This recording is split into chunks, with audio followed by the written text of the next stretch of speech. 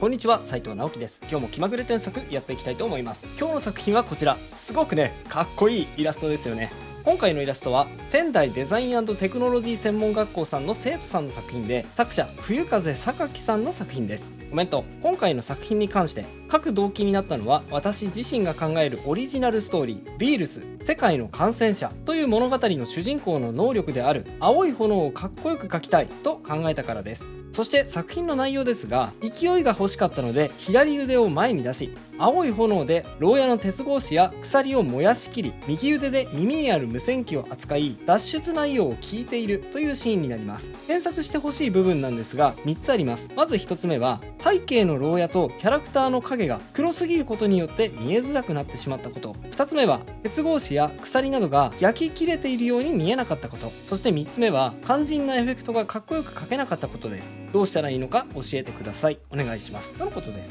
はい、自分でですね、オリジナルストーリーを考えて、その挿絵を描くようにイラストを描いたということで、そこまでするのってね、かなり労力がいるはずなので、そのことからもすでに榊さんの作品に対する熱意、ビシビシと伝わってきました。はい、素晴らしいです。で、じゃあこの作品どこを添削していくかなんですが、2つキーワードがあります。1つは情報量が多すぎること、そして2つ目、説明的な絵になってしまっているということ。これがね、問題点ですね。この2つの問題点のせいで、キャラのかっこよさが引き出せきれていなくて、なんかね、微妙な仕上がりになっているように思いました。でもね、この2つの問題を解決することで、このイラストはさらにいい感じになると思います。その点を踏まえて早速始めていきましょう。まず最初に手前に写っている大きな手なんですが、この手をね、もっと思い切って大きくしちゃいたいと思います。こうです。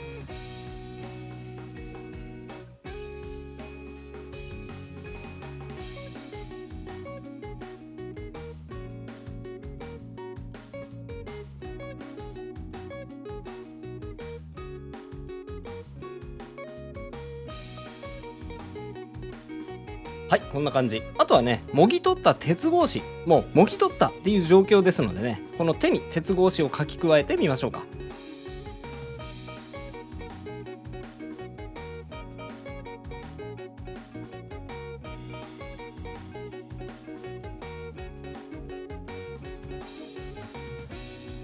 はい、こんな感じ。このね、手の色もですね、少し影色に落としてみました。はい、そして手の位置をずらして大きさも変えたので、腕もきちんとつなげてあげましょうか。やってみます。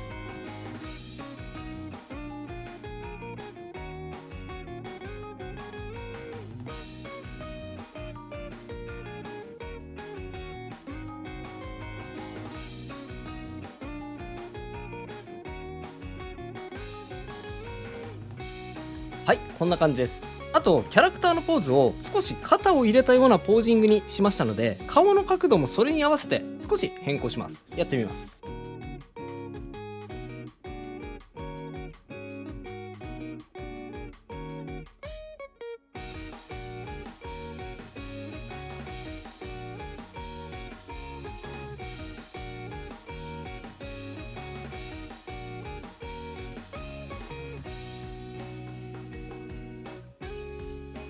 はい、腕に合わせて顔も影に沈めつつ、少し顎を引いたような感じにしました。ちょっとしたね、ポージングの変更ですが、顎を引いて肩を入れたこと、それと腕から手までを画面を横切るように斜めに配置したことで、画面にね、より動きが生まれて、よりかっこよさがアップした感じがお分かりいただけると思います。ただね、この時点でそのかっこよさが見ている人に伝わりきっているかっていうと、あまりそんな感じはないですよね。さらにキャラクターのかっこよさを引き出していく必要があると思います。はい、そしてですね、顔を影に沈めたことで印象がちょっと弱くなってしまいました。顔の一部に光を当てて持ち上げてあげます。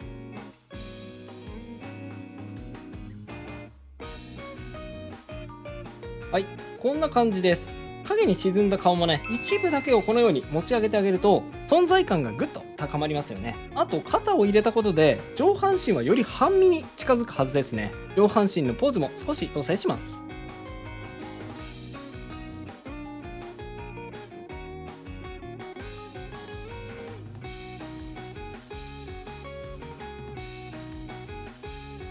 はい、こんな感じ。あとはエフェクトで隠れてしまっていた下半身も一応書き加えておきます。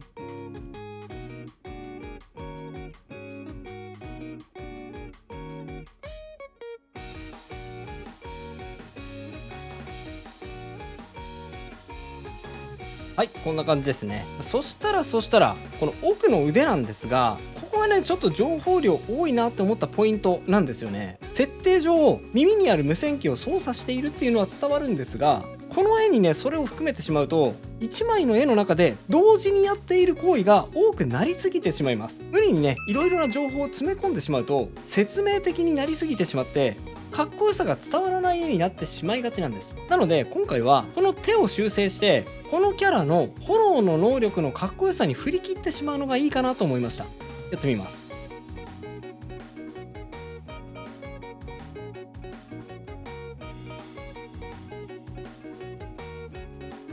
はい、まだねこの手の周辺は書き込み途中なんですが、手前側の手の役割を鉄格子を折る役割で、奥の手を、まだね炎は書き込んでいないんですけどね、炎を出す役割に振り分けました。これに振り分けたことで内容もね分かりやすくなりますし、何よりもかっこよさにフォーカスすることができると思います。あとねご本人の悩みとして影が黒く沈んでしまったっていうのがありましたが、もちろんこの背景の問題もあるんですが、これはねキャラクターに当てる光によっても解決することができると思います。例えば髪の毛もそうですね。こんな風にしてみましょう。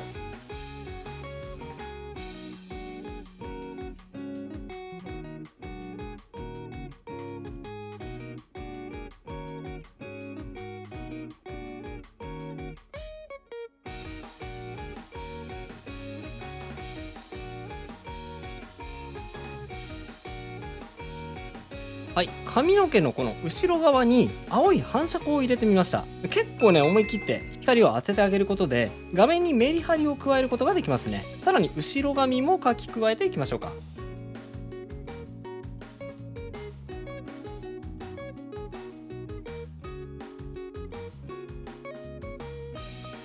はい、こんな感じです。このキャラクター女性だと思うんですが、炎の能力者で見た目もパワフルっていう感じでね魅力的なキャラクターですよね。さてさっき予告した通り奥の手から炎を出しましょうか。書いていきます。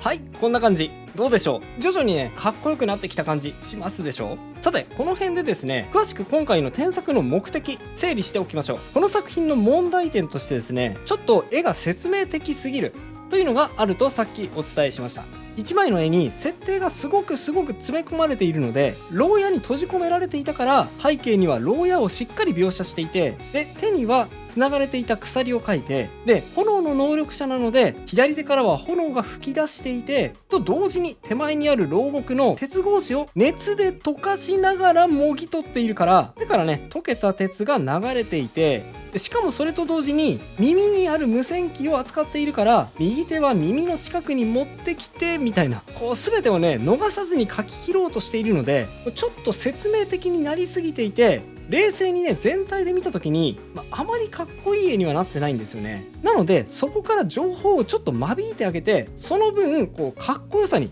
この場合には炎の能力で牢屋を破壊している状況に振り分けてあげることで、絵を見た人が素直にかっこいいと思えるようにしてあげられると思いました。はい、キャラクターの添削はこのぐらいにして、次は背景の添削に行きましょう。まずは背景の下半分思い切ってこうしちゃいます。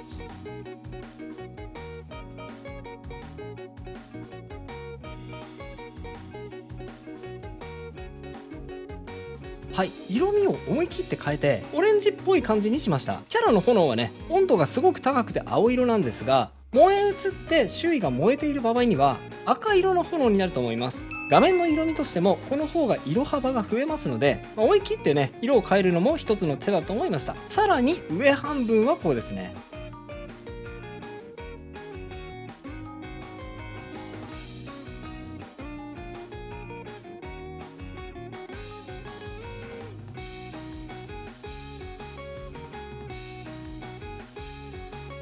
はい、上半分もですね思い切って明るくしてみました。この方がキャラクターが浮き立って良いですよね。あと細かい点ですが、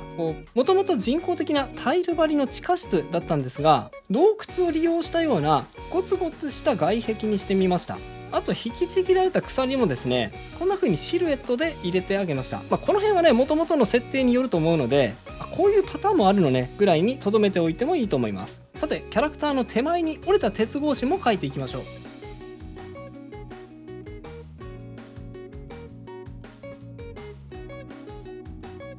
はい、こんな感じ。熱で溶けたドロドロの鉄も書き加えていきましょうか。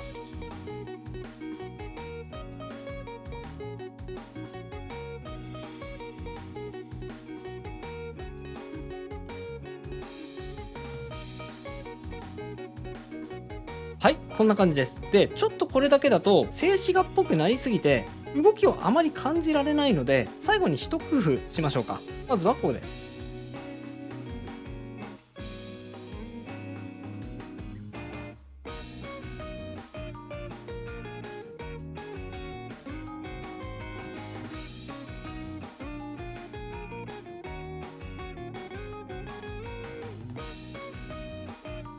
はい、檻の引きちぎり方にもよりますが、実際にはここまで大げさに破片が飛び散ったりはしないと思います。ですが、多少嘘ついてね、破片を大げさに飛び散らせてあげると、画面に動きが出てキャラクターが生き生き動いているような迫力を出すことができますね。あと一工夫、こんなのもありです。